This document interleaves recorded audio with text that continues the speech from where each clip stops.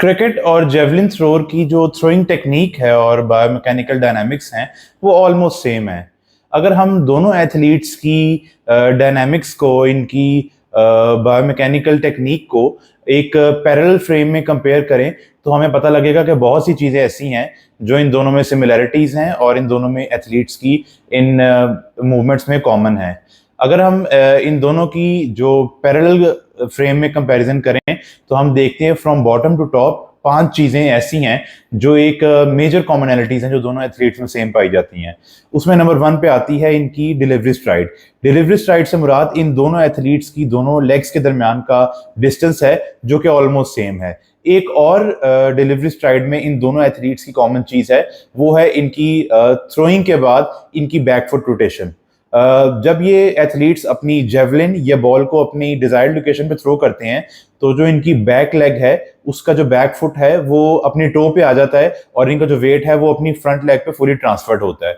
अगर हम इससे ऊपर आए तो हम देखते हैं कि इनकी जो बैक लेग रोटेशन है वो ऑलमोस्ट सेम है। दोनों एथलीट्स की जो बैक लेग है वो अपनी थ्रो ड्यूरिंग देयर थ्रो, जहां पे वो अपनी थ्रो कंप्लीट कर रहे होते हैं और थ्रो की कंक्लूजन के बाद दोनों की जो मूवमेंट है वो भी एग्जैक्टली सेम है।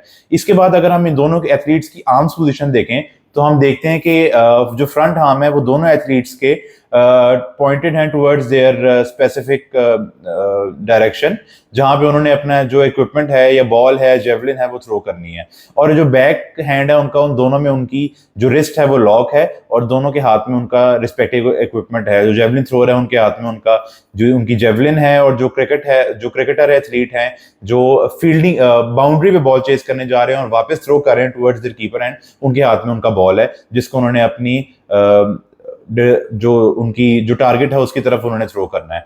अगर इससे ऊपर हम आए तो हम देखते हैं कि इन दोनों एथलीट्स का जो फेस है वो भी टुवर्ड्स देयर टारगेट है और जो इन्होंने दोनों आईज को लॉक किया हुआ अपने टारगेट की तरफ और वो बॉल थ्रो करेंगे। और एक और चीज जो सबसे बड़ी इन दोनों एथलीट्स की इस मूवमेंट में कॉमन है वो है इनकी इस मोमेंट को, इस डायनामिक्स को कंप्लीट करने के बाद इनकी फॉलो थ्रू पोजीशन। दोनों एथलीट्स तकरीबन एक जैसा फॉलो थ्रू मेंटेन करते हैं और अपनी बॉडी को फॉलो थ्रू में स्टेबल और बैलेंस रखने के लिए और कंट्रोल करने के लिए दोनों की जो पोजीशन है वो अप्रोक्सीमेटली बिल्कुल सेम होती है। तो ये ऐसी 5 कॉमनैलिटीज हैं जो इन दोनों एथलीट्स की बायोमैकेनिक्स में सेम है और में कॉमन है।